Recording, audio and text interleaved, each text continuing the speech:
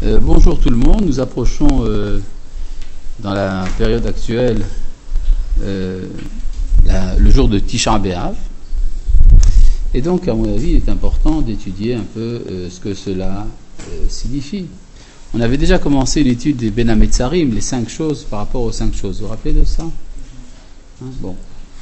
Alors maintenant je vais rentrer dans un point de détail qui est la destruction du temple. Est-ce un phénomène normal ou un phénomène anormal? La question, disons, peut être posée d'une manière plus précise. Nous sommes tous d'accord, je pense, pour dire que le temple est un élément important du monde, à tel point même qu'il est un des 3 piliers qui font tenir le monde, comme disait, comment il s'appelait, Shimon HaTzadik. Al-Shelosha Devarim Ha'olam Omed. Le monde repose sur 3 choses. La Torah, Al-Ha'avoda, Val-Gimilut Chassadim. La Torah, le service, donc Avoda c'est le service des sacrifices du temple, et Gimilut Chassadim, la bienfaisance. Donc, oui. En Galoute, on traduit Avoda autrement. Alors bon, aujourd'hui, nous faisons une dérivée de la Avoda. Mais c'est une dérivée, ce n'est pas un original. Un ersatz n'est pas comme la chose elle-même. Donc, nous sommes dans une situation où il nous manque un des 3 piliers. Et la question qui se pose est la suivante. Si c'est tellement important, comment est-ce que le monde peut tenir sans le Beth Amikdash? Ou bien, si le monde peut tenir sans le Beth Amikdash, alors pourquoi c'est tellement important? D'accord? C'est ça la question que je voudrais élucider avec vous. Et en fait, ce que nous allons, disons, mettre en évidence, c'est que le fait que le temple est détruit, on peut dire, c'est pratiquement la chose la plus probable dans le monde. C'est le fait que le temple ne soit pas détruit qui est paradoxal. Pourquoi donc? Le Maharal de Prague explique dans différents endroits de son œuvre qu'il y a dans le monde 2 données qui sont en opposition permanente. La nature et le séparé. En hébreu, Teva et Nivdal. La nature fonctionne selon un mode de loi quasi immuable qu'on appelle les forces de la nature. Il y a par contre une deuxième dimension, celle du Nivdal. Le Nivdal, c'est ce qui est séparé. En français, on peut dire ce qui est transcendant, ce qui dépasse la réalité du monde. Il y a, disons que il y a un ordre du monde séparé, ça s'appelle Seder HaNivdal, expression employée par le Maharal. Mais il faut toujours se rappeler que bien qu'il y ait un ordre dans le monde du Nivdal, cet ordre n'est pas celui de la nature. Jusque-là, vous suivez? Très bien. Le Beth Amikdash relève du Nivdal et non pas du Teva, du séparé et non pas de la nature.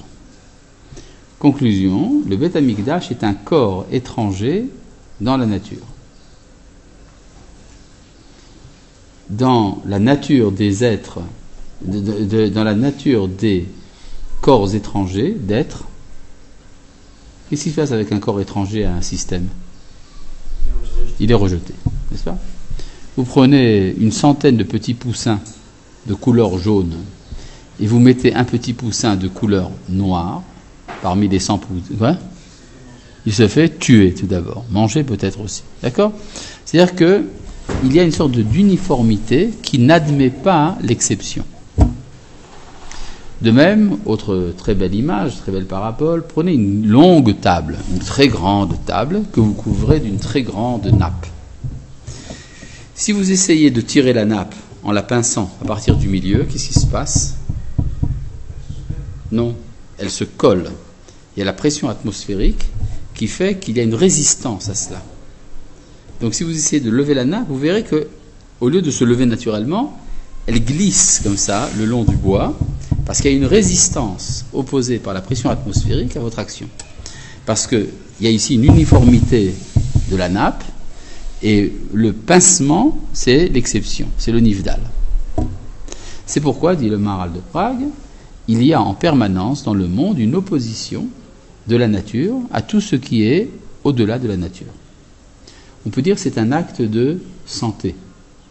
Quand on est en bonne santé, on n'accepte pas ce qui vient remettre en question l'équilibre. Donc, le peuple d'Israël, étant donné qu'il est représentant du nifdal dans le monde, attire à lui le rejet, l'antisémitisme. L'antisémitisme fait partie même, c'est une condition intrinsèque de l'être d'Israël.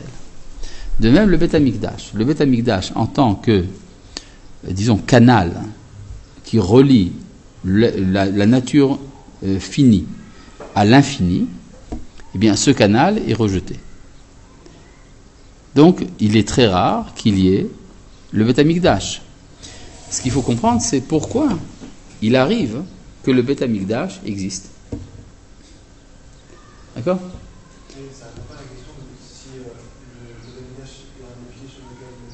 Oui, on ne sait toujours pas comment ça tient. Bon, le Maharal de Prague répond une réponse très simple. Le monde tient parce qu'il y a eu le Beth Amikdash et qu'il y aura le Beth Amikdash.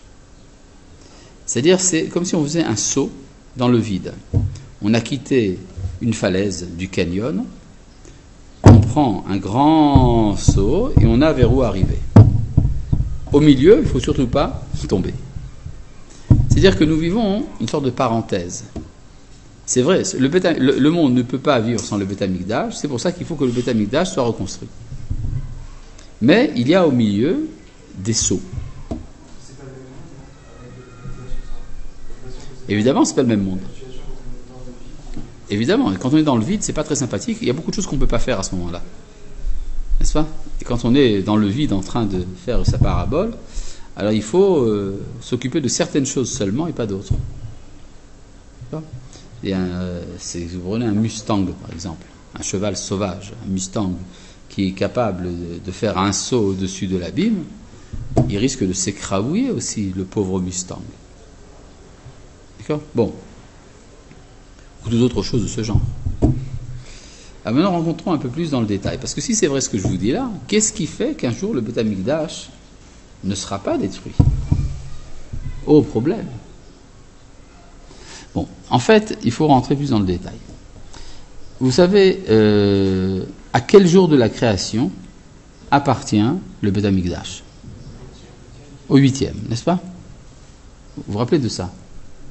C'est-à-dire qu'il y a chacun des 7 jours, il se passe autre chose. Pendant le 7e jour, il ne se passe rien. Dans quel jour nous sommes actuellement ? Dans le 7e. Donc, la présence d'un élément du 8e dans le 7e jour, c'est ça qui est anormal. Quand est-ce que ce sera enfin normal ? Quand on sera arrivé au 8e jour. Eh bien, il y a tout un travail dans l'histoire qui doit se faire.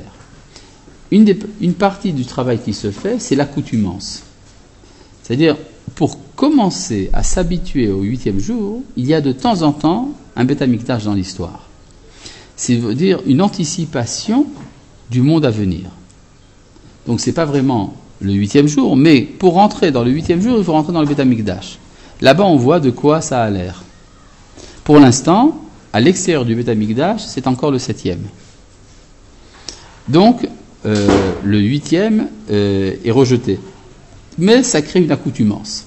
C'est comme quand vous avez un corps étranger. Au début, il est repoussé. Et puis après, il y a un moment, il commence à être quand même accepté. D'accord ? Mais ça se passe en plusieurs phases de rejet.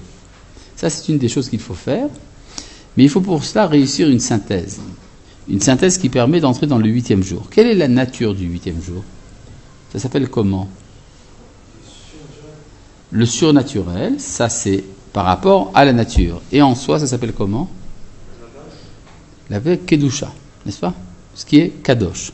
C'est-à-dire, il y a toujours un élément de sainteté, et cet élément de sainteté appartient au 8e jour. C'est quoi la sainteté exactement? Oui. Ça, c'est lié au Nifdal. C'est ça, le Nifdal, le Kadosh, c'est la même chose. En quoi ça consiste exactement d'être Kadosh?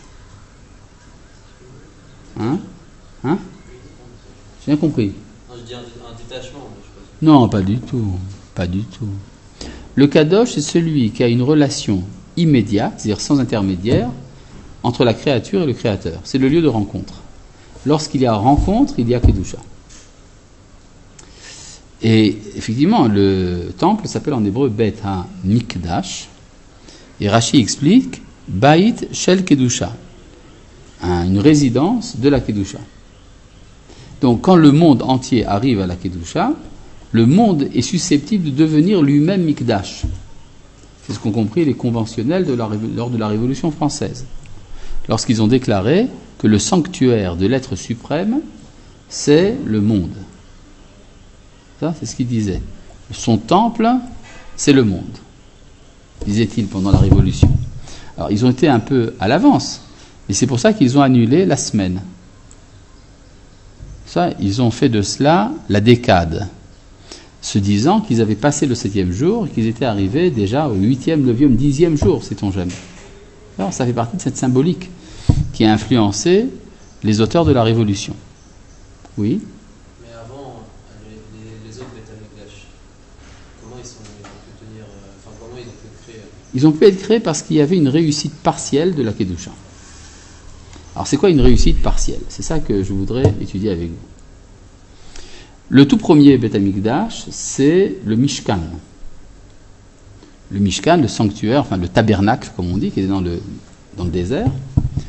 C'était un bel endroit. Ça marchait pas trop mal, Dafka, là-bas. Ça marchait très bien, même. La présence de la Shekhinah était très ressentie. Il y avait des résultats immédiats à un manquement à l'ordre, par exemple. On faisait la moindre petite gaffe, pips, le feu qui vous brûle, etc. Pas très agréable. Enfin, c'est comme ça que ça marchait. Pourquoi ça a pu réussir? Ça a pu réussir parce que c'était en dehors de l'histoire. C'était dans le désert. C'est pour ça, d'ailleurs, que le Mishkan n'est pas appelé premier temple. Le premier temple est venu après. Alors, c'était quel numéro? Le numéro 0. D'accord? C'est le temple 0. D'ailleurs, il y a écrit Vecharkov ta'aseh, tu feras un cadre mitahat les 0. Sous sa frise. N'est-ce pas? Zer. Zer, c'est une frise. Et en dessous, il y a un karkov. Alors, c'est mitachat les 0.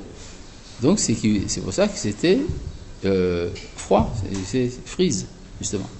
Et donc, c'est ça qui se passait donc, dans le Mishkan. Une situation de ce genre est une situation irréelle, en vérité. Oui? Mais c'était pas que dans le désert, c'est aussi pendant 400 ans à Shiloh. 369 ans. 369 ans à Shiloh. Oui. Oui, mais enfin, disons que ça a marché parce que c'était la suite. Mais ça allait de plus en plus mal. Qui connaissait Shiloh? On voit que le temple de Shiloh était délaissé. Et c'est lors de la guerre contre les Philistins qu'on s'est rappelé que ça existait. Alors ils ont amené là-bas l'arche et c'est comme ça qu'il a été détruit. D'accord? C'est-à-dire que c'était une réussite branlante. Tandis que le premier Beth Amikdash, ça c'est du sérieux. Le premier Beth Amikdash, il est le lieu, disons, central de l'État d'Israël de l'époque, l'empire de Shlomo. C'est également le centre du monde. Le monde entier vient au Beth Amikdash pour étudier, pour recevoir cette sagesse, etc. Donc c'est très différent. Seulement, le premier temple a été détruit. Et on peut se demander, mais pourquoi ça n'a pas réussi? Lors de l'inauguration du premier temple, c'était quand en fait? C'était une fête qui a duré pendant 7 jours. N'est-ce pas? La fête de l'inauguration du premier temple a duré 7 jours. Ça a commencé quand? Alors, le 8 Tishri. C'est-à-dire le 8e jour de Tishri a commencé une fête de 7 jours qui s'est achevée à la veille de Sukkot. Et après, il y a eu tout de suite les 7 jours de Sukkot. Et après, Simchat Torah, où le roi Shlomo a béni le peuple, et le peuple est parti à la maison, tout content. Donc ils ont fait une fête avec des sacrifices et des repas et tout le reste pendant 7 jours avant Sukkot. Ah, ben voilà, donc Kippour. C'est-à-dire qu'ils ont mangé le jour de Kippour. Quoi? Ils ont fait un Kalvachomer, ils avaient des prophètes qui leur ont dit, c'était bien. Mais qu'est-ce que ça veut dire que pour inaugurer le temple, on ne jeûne pas à Kippour? Ben, tout simplement parce que Kippour, ça vient régler les problèmes personnels. J'ai, moi, des péchés, il faut que je m'occupe de mes péchés. Mais le Beth Amikdash, ça appartient au klal. La joie du klal est tellement importante, tellement présente, que s'occuper de ses péchés personnels à ce moment-là est ridicule. Donc on a effacé la préoccupation du péché personnel à cause de la kedusha du klal. C'est très beau tout ça. Mais est-ce que pour autant les problèmes de l'individu ont été réglés? Non. Justement, c'est-à-dire que il y avait une grandeur dans l'état de Salomon. Cette grandeur ne filtrait pas dans la vie des individus. Par exemple, la Bible nous dit qu'au temps de Shlomo, il y avait de l'or et de l'argent en quantité à Jérusalem. Et pourtant, qu'est-ce qu'a fait le peuple? La première chose que le peuple a fait lorsque Shlomo est mort. Ils ont quoi? Oui, exactement. Ils ont lapidé le ministre des Finances. C'est la première chose qu'ils ont fait, Adoniram. C'est-à-dire, si une nation aussi riche juge nécessaire de tuer le ministre des Finances, c'est qu'il y a un problème. La grandeur est dans l'État, mais chez les individus, il y a de la souffrance. Il y avait quelque chose de semblable en Europe occidentale. Il y avait, au XVIIe siècle, un roi qui se faisait appeler le roi Soleil. Il avait un grand pays, c'était la Belgique, non, c'est ça, la France. Ouais. C'était un roi de France. Et la grandeur de Louis XIV était connue dans le monde entier. Seulement, lors de sa mort, le pays entier était appauvri. Il y avait une souffrance terrible sur le plan économique chez les individus. Ça ressemble un peu, c'est cette idée-là de la grandeur dans le klal et la petitesse dans le prat. Alors, dans le peuple d'Israël, ça se traduit également par une petitesse au niveau moral. C'est-à-dire que les Hébreux ont continué à pratiquer les cultes païens, à avoir beaucoup d'immoralité dans leur vie personnelle, etc. Et donc, ça n'a pas pu tenir. C'est la raison pour laquelle, finalement, la société a été envahie par les très graves péchés de Shfichut Damim, Gilui Arayot et Avodah Zara. Tout ça venait justement parce qu'il y a eu un abandon du prat. Donc, si on veut dire la grandeur du premier temple, Beit Rishon, c'est le klal. En réaction à cela, la leçon a été tirée très vite, la morale a été tirée très vite. Lors du deuxième temple, qui a été établi, érigé 70 ans après la destruction du premier, il y a un inversement de la vapeur. Et ce qui est, disons, permanent dans le deuxième temple, c'est la kedusha individuelle. C'était tous des tzadikim, dit la Gemara. Les tzadikim, alors, extraordinaires. Il y avait les Tanaïm là-bas, il y avait Hillel et Shammai. Vous avez des gens d'une envergure, Shimon HaTzadik, les Hashmonaïm, tout ça des gens d'une envergure absolument gigantesque. Mais, ils étaient tzadikim au niveau individuel. Moi, je suis tzadik, toi aussi tu es tzadik, donc nous allons nous disputer. Il y a une rivalité naturelle entre les tzadikim qui se traduit par ce qu'on appelle sinat hinam, la haine gratuite. Il n'y avait plus d'idolâtrie en Israël. C'est fini. Une fois le premier temple détruit, plus d'idolâtrie. Une des raisons profondes de cela, c'est que la Shekhinah a quitté le monde. La présence de Dieu ne se manifeste plus. Et donc, on ne ressent plus le divin dans le monde, et c'est pour ça que les mythologies disparaissent, et c'est pour ça donc qu'il n'y a plus également de ce qu'on appelle Yitzra d'Avodah Zara, de tendance à l'Avodah Zara, mais est restée l'individualité. Ce qui peut disloquer la société, c'est justement le fait qu'il y a Sinat Rinam. parce que ce sont tous des tzadikim. Donc on veut dire la kedusha du deuxième temple, c'était celle du prat, de l'individu. Kedushat haklal, en opposition à kedushat aprat. Bait rishon et bait sheni. Jusque là vous me suivez. Et on voit, oui.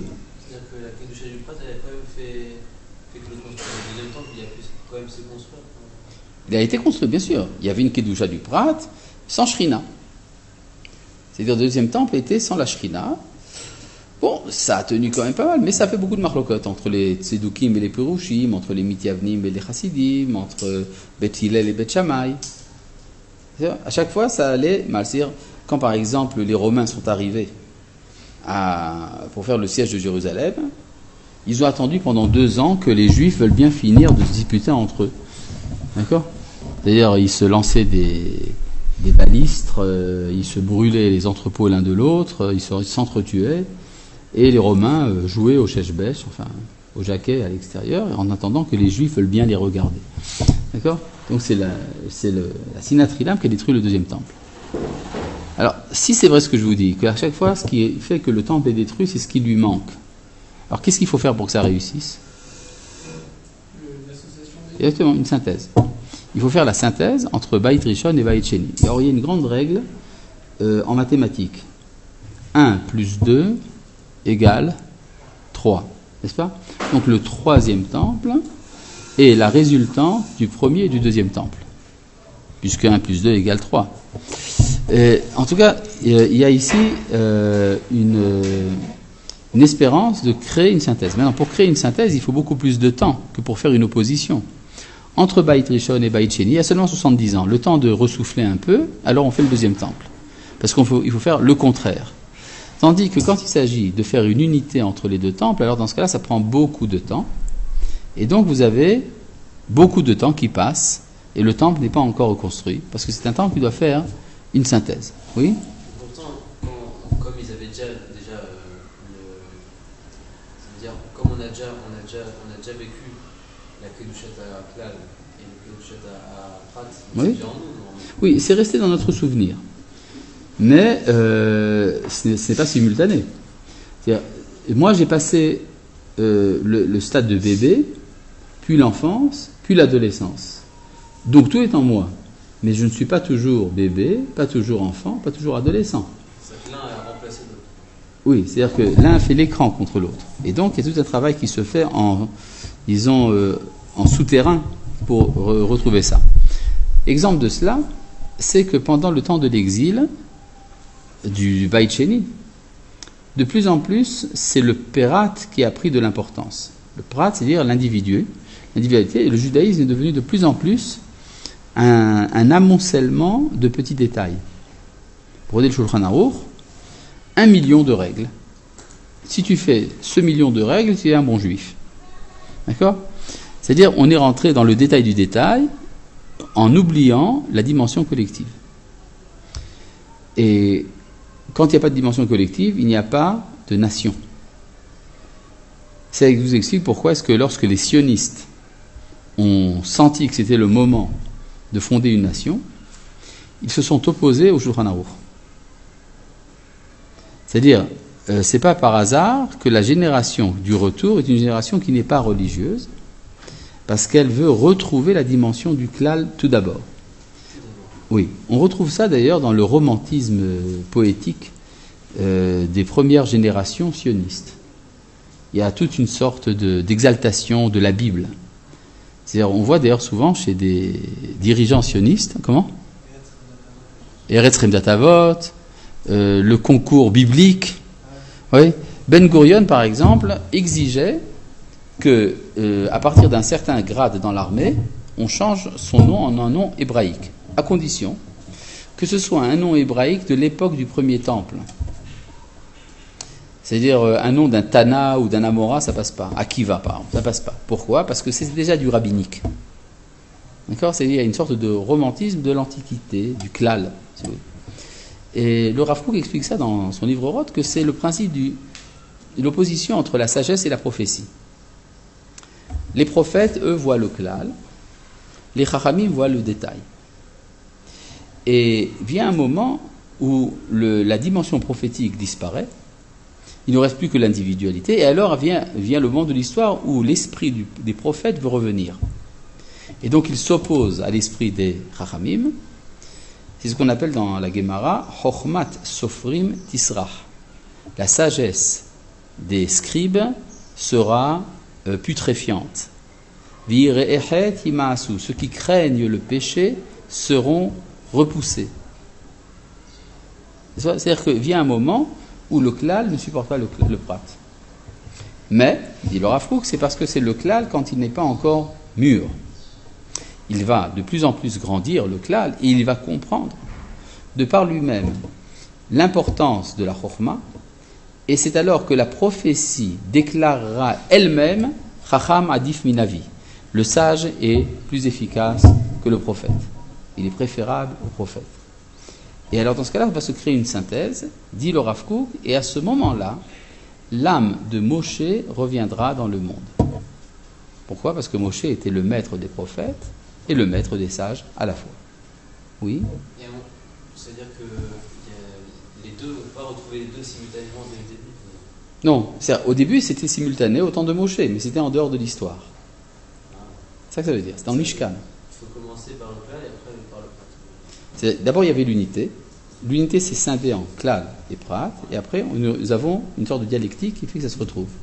C'est ce qu'on appelle, contrairement à ce qu'on dit en philosophie, il y a le triangle dialectique, chez nous il y a le losange dialectique. Il y a une sorte de losange, c'est très important, parce que ça se retrouve chez le Maharal de Prague, et de manière, disons, un peu bancale chez Hegel. Il y avait un goy du nom de Hegel, celui qui est l'auteur du Cheta Hegel. Et lui, il a inventé cette histoire de la dialectique historique. Il y a toujours une thèse, une antithèse, ça crée une synthèse. Et après, ça peut créer même une prothèse. Et c'est vrai qu'on dit que Dieu prothèse. Et bon, d'où est-ce qu'il a tiré ces idées-là, Hegel ? Oui, est-ce qu'il a été chercher tout ça ? Il a chippé ça chez un Italien du nom de Giambattista Vico. Jean-Baptiste Vico. Mais d'où est-ce que Vico a été chippé tout ça ? Dans le Maharal de Prague, qu'il a lu en latin d'ailleurs, il a lu le Netzach Israël en latin, et c'est comme ça qu'il a développé cette idée. Donc en fait, oui. Un des élèves de Hegel d'ailleurs s'appelait Karl Marx, et ce Karl Marx en question était un descendant direct du Maharal de Prague, comme par hasard. C'est-à-dire tout reste en famille, comme on dit chez nous.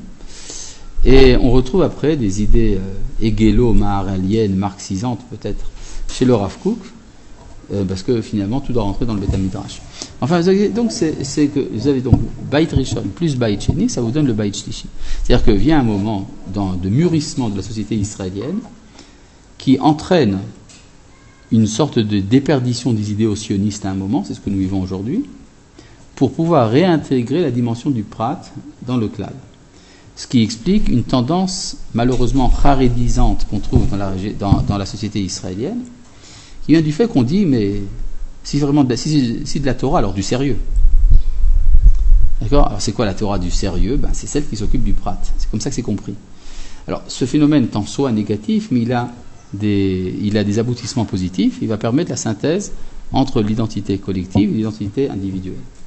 Jusque-là, vous suivez ? Dans ce cas-là, combien de temps ça doit tenir le troisième temple ? Alors dans ce cas-là, tu dis qu'il n'y a pas de raison qu'il soit détruit. Effectivement, c'est ce que dit le Rambam. Mais il y a un texte très surprenant des Tosafistes d'Angleterre, Tosfot Rachmé Anglia. Vous avez entendu parler de ça ? Les Tosfot, vous avez entendu parler ? Bon. Les Tosfot, c'est les élèves et descendants de Rashi qui, pendant 200 ans en France, essentiellement, ont continué l'œuvre de Rashi. Dans toutes les Gemarot, vous avez Rashi, Tosfot. Mais il y avait des Tosfot également en Allemagne, il y avait même des Tosfot en Italie, et il y en avait aussi en Angleterre. Il y a eu un mot. Comment ? Tous liés d'une manière ou d'une autre avec Rashi. Les Tosfot Chachmei Anglia, ils étaient à Londres entre autres, à Birmingham. Il y avait un peu de tout, et c'était jusqu'à l'expulsion des Juifs d'Angleterre. D'ailleurs, ils parlaient tous le français, ces gens-là. Oui ? L'expulsion des Juifs d'Angleterre, c'était vers 1260, quelque chose dans ces eaux-là. C'est-à-dire, ça n'a pas duré très longtemps, l'implantation des Juifs en Angleterre, ça a été rapidement rejeté. C'est-à-dire des Juifs qui venaient de France, qui après ont été rejetés à nouveau. Mais enfin, nous avons des écrits d'eux. Alors, dans les Tosfot Chachamei Anglia sur Masechet Sanhedrin, à la fin du volume, il est dit que le troisième temple tiendra 830 ans. C'est ça, c'est l'addition du premier et du deuxième. 410, c'était le temps du premier temple. 420, le temps du deuxième temple. 410 plus 420, ça fait 830. Donc ça rejoint l'idée qu'on a dit tout à l'heure. Mais alors, si c'est vrai, ça veut dire qu'après 830 ans, il y aura une guerre et que le Beth Amikdash sera détruit et tout ça? Vous y croyez, vous? Et alors, et le Mashiach, il sert à quoi dans ce cas-là? Hein? C'est ça. C'est-à-dire que c'est pas qu'il va être détruit, ça veut dire qu'il va être intégré. C'est-à-dire le Beth Amikdash fait tache d'huile. Et donc, il y a un moment, il y a eu fusion entre le Beth Amikdash et le monde. Donc, à partir de ce moment-là, les 830 ans, c'est déjà beaucoup. Vous avez qu'à voir dans le prophète Zecharia, il y a quelque chose de surprenant. À la fin du livre, il est dit que viendra un temps où à Jérusalem, il y aura tellement de sacrifices qu'il n'y aura pas assez de vases sacrés pour recevoir le sang de la bête que l'on jette sur l'autel. Alors, le prophète nous dit, et alors là, toutes les marmites de Jérusalem serviront d'encensoir, enfin pas d'encensoir, de réceptacle, de vase sacré. Ça veut dire que l'étendue de la Hazara, la cour du temple, le parvis dans lequel on fait les sacrifices, arrivera à la dimension de Jérusalem tout entière. Et donc, la sainteté de Jérusalem va s'étendre encore plus. Ce que dit la Guémara, que Jérusalem arrivera un jour jusqu'aux portes de Damas. Comment est-ce qu'on dit Damas en hébreu? C'est vrai que la porte de Shrem en hébreu, Sha'ar Shrem, est appelée la porte de Damas. Mais le problème, c'est que Shrem, c'est pas Damas. Shrem, c'est Naplouse. Oui, et donc, comment est-ce qu'on dit Damas en hébreu? Damesek. N'est-ce pas? En anglais, Damascus. N'est-ce pas? En arabe, Dimashq. Et en hébreu, Damesek. Damesek, c'est les lettres de permutées. Mikdash. N'est-ce pas? Mikdash. C'est un verset qui dit Vedamesek menuchato, son lieu de repos est Damas. Alors nous savons que le lieu de repos de la Shrina, c'est Jérusalem. C'est ça que la Gemara dit Jérusalem arrivera jusqu'à Damas. Et alors, Eretz Israël, alors? Ça sera le monde entier. C'est-à-dire, et puis après, vient un moment, ça va de plus en plus. C'est-à-dire que le monde s'élève de plus en plus, jusqu'à la dimension du Kodesh Kodashim, éventuellement. C'est-à-dire que 830 ans, c'est la fin du temps de l'histoire où il faut encore tenir le coup par rapport au monde. La rivalité Mikdash-monde va disparaître. Jusque-là, vous suivez? Hein? Non? C'est pas clair ce que je dis? C'est très bien, d'accord.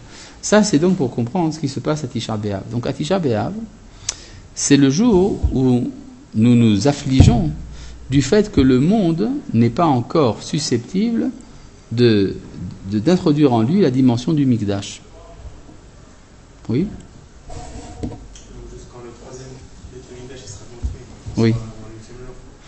Non, pas vraiment. C'est-à-dire, la construction du troisième temple, ça se passe encore dans l'histoire. Mais c'est la transition. C'est ce qui permet d'entrer dans le 8e jour. C'est comme le vendredi, on reçoit déjà le Shabbat à l'avance. Combien de temps avant? Par exemple, si nous prenons les 6000 ans de l'histoire comme étant 6 jours de création, donc nous sommes actuellement un vendredi après-midi, n'est-ce pas? Actuellement, puisque nous sommes en 5773, donc nous sommes dans la deuxième partie de la journée du vendredi de l'histoire. Comment? Oui, bien sûr. L'histoire tout entière, c'est le 7e jour. De quoi est fait le 7e jour? Il est fait de 6 jours, de 6000 ans. C'est décrit en toute lettre dans la Torah. Ki sheshet yamim asa Hashem et hashamim et haaretz. Car Dieu a fait le ciel et la terre, il les a fait de 6 jours. Il n'y a pas écrit en 6 jours. Si c'était en 6 jours, il y aurait écrit Beshisha Yamim. Mais il n'y a pas écrit Beshisha, il y a écrit Sheshet. C'est-à-dire Beshisha, ça veut dire le temps que ça prend. pour faire le monde, c'est 6 jours. Mais c'est pas ça que la Torah dit. Elle dit Shesh et Yamim Asa. C'est-à-dire quand Dieu a fait le ciel et la terre, il les a fait, il les a composés de 6 jours, d'une sizaine de jours. D'accord? Et donc tout ce 7e jour est fait de 6000 ans. Et donc nous sommes dans le vendredi après-midi du 7e jour. Et ça explique pourquoi l'histoire va tellement vite. La Mishnah nous dit Ayom Katsar, Ve'amelacha Meruba. Le jour est court, le travail est abondant. Ve'apoalim Atselim. Mais les ouvriers sont paresseux. Uva Labait Dochek, le maître de maison pousse. Alors nous sommes actuellement dans une cuisine juive un vendredi après-midi, ce qui explique pourquoi le monde va tellement vite. Mais à partir de quel moment ça commence? Alors, le Zohar dit quelque chose de très joli, c'est que la veille de Shabbat, comment est-ce que dit veille en hébreu? Erev, n'est-ce pas? Erev, c'est combien en Gematria? 272, n'est-ce pas? Donc il faut, pour commencer à ressentir la sainteté du 7e jour, enfin du 7e millénaire qui est le début du 8e jour, il faut pour cela se préparer à partir de 272 ans avant la fin du 6e millénaire. Ce qui vous donne la guerre des 6 jours. C'est-à-dire le retour à Jérusalem se passe 272 ans avant la fin du 6e millénaire, et donc c'est pour ça que ça s'est passé à ce moment-là, pour rencontrer la ville du Shabbat. C'est-à-dire de même que vous avez le Shabbat dans le temps, vous avez le Shabbat dans l'espace. Le Shabbat dans l'espace, c'est le Beth Amikdash. Donc il va aller retrouver cet endroit au moment de la guerre des 6 jours. Est-ce que là vous suivez? D'accord, c'est-à-dire il y a une dynamique de l'histoire que nous sommes en train de vivre. Donc, si c'est vrai ce que je vous dis là, Tisha B'Av a aujourd'hui un parfum de ce qu'on appelle fin de parcours.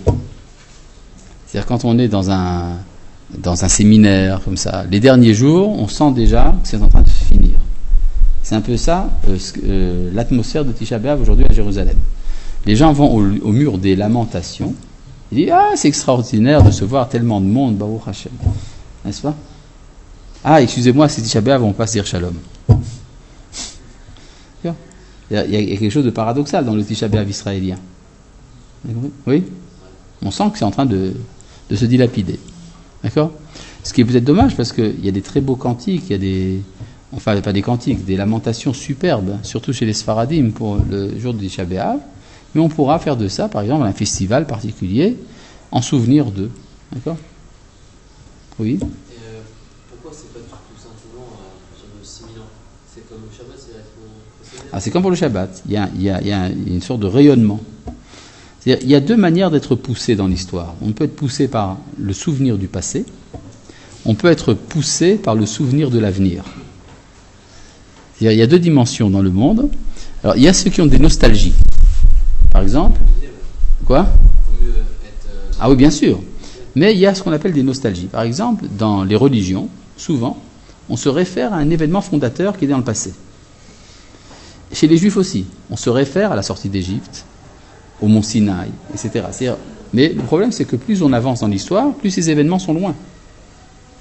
Donc on est de moins en moins illuminé par ces événements. Et donc il faut faire un travail d'archéologie spirituelle pour retrouver ce que ça voulait dire au moment où ça a été dit. Mais vient un moment où on est attiré, on est comme aimanté par l'avenir. Et c'est ça la dimension fondamentale. Même la sortie d'Égypte, elle existe à cause de la dernière sortie. D'accord? La sortie d'Europe. Nous sommes en train de vivre de nos jours. D'accord? Ça c'est donc une préparation mentale importante pour Tisha B'Av. Vous avez encore des questions? Non. Alors aujourd'hui, nous allons raccourcir le cours pour des raisons techniques. Et on se voit la prochaine fois. Oui? On appelle ça la sortie d'Europe, mais il y a d'autres pays. Il y a d'autres pays, c'est vrai. Mais le prophète Jérémie nous dit que Hine Amim Baim, voici que des jours viennent, parole de l'Éternel, où l'on ne dira plus par Dieu qui a fait sortir les enfants d'Israël d'Égypte, mais on dira par Dieu qui a fait monter et sortir les enfants d'Israël du pays du Nord et de tous les pays où je les ai dispersés. Donc il y a une insistance du prophète sur le retour du pays du Nord. Et on voit effectivement que la majorité écrasante des Juifs au XIXe siècle était dans l'empire du Tsar, de Russie. Et ce qui a donné après les Ashkénazim dans le monde entier, aux États-Unis, tout ça vient de Russie. Et donc, dans l'événement que nous vivons de nos jours, les autres exils sont accessoires à ce retour-là. Ils sont tous liés à Oui. l'origine, à Oui. cette- Alors, il y a des juifs qui reviennent d'Australie, il y a des juifs qui reviennent du Yémen, mais l'événement, c'est le retour du Nord. Parce que c'était le lieu où était, disons, le bouillon culturel le plus important de la civilisation humaine, c'était là-bas. Donc, comme par hasard, c'est pour ça que les Juifs étaient là-bas aussi. Vous avez bien compris. Ben voilà, à bientôt tout le monde, shalom.